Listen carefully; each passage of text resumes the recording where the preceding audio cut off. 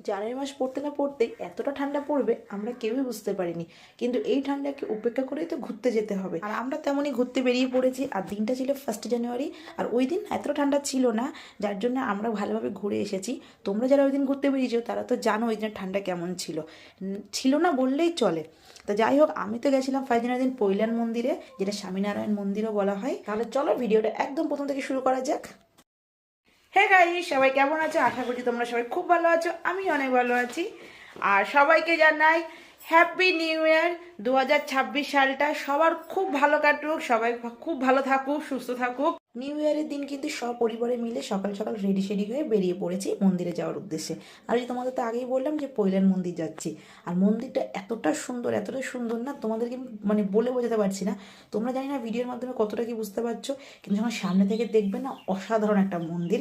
তোমরা যারা গিয়েছো তারা তো জানো, আর যারা যাওনি তাদেরকে আমি বলবো তোমরা একবার হলো মন্দিরটা ঘুরে এসো। আর এই মন্দিরটা কিন্তু সকাল 7টা থেকে দুপুর 12টা অবধি খোলা থাকে, আবার বিকাল 4টে থেকে রাত 8টা অবধি। তোমরা যদি ট্রেনে করে যেতে চাও তাহলে যে কোনো ট্রেন ধরে তোমাদের মাঝেরহাট যেতে হবে, আর মাঝেরহাট থেকে বাসে করে পৈলান মন্দির যাবে। যে কোনো বাসই পৈলান মন্দিরের সামনে দিয়ে যায়, বাসে টাইম লাগে 40 মিনিট। আর যদি তোমরা পুরোটাই বাসে যেতে চাও তাহলে ধর্মতলা অথবা শিয়ালদা থেকে বাসে যায় পৈলান মন্দিরের সামনে দিয়ে। আমরা যেহেতু বাসে করে গেছিলাম আর আমরা কিন্তু ধর্মতলা থেকে বাস ধরেছিলাম, আমাদের বাসে ওই 1 ঘন্টার মতোই টাইম লেগেছিল। আর আমরা যেহেতু জানতাম যে 12টার পর আর ঢুকতে দেয় না, মানে 12টা থেকে 4টে অবধি মন্দির বন্ধ থাকে, সেক্ষেত্রে আমরা বিকেলবেলাটাই গেছিলাম। কিন্তু ওখানে যাওয়ার পর শুনি যে 1 জানুয়ারি সারা দিনই খোলা ছিল।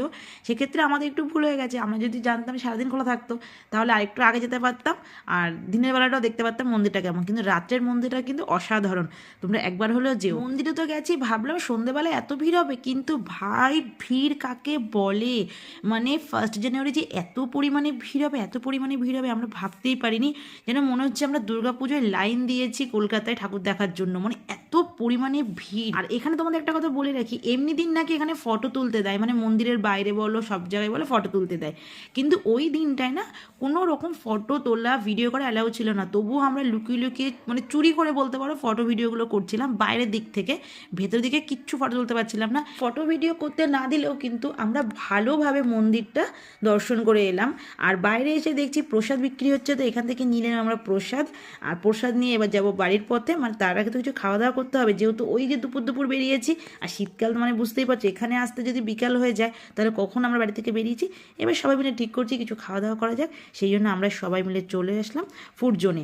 আর এখানে এসেও না শান্তি মতো কিছু পাচ্ছি না, মানে এত পরিমাণে লাইন। মানে তুমি ভাবো একটু চা খাবে কফি খাবে তার জন্য নাকি আধ ঘন্টা ধরে লাইন দিতে হবে, মানে ভাবা যায় এগুলো? তো যাই হোক, এই লাইন টাইন দিয়ে আমরা খাবার টাবার অর্ডার দিয়ে দিলাম। তো সেই খাবারগুলো তো আমাদেরকেই আনতে হচ্ছে, দেখতে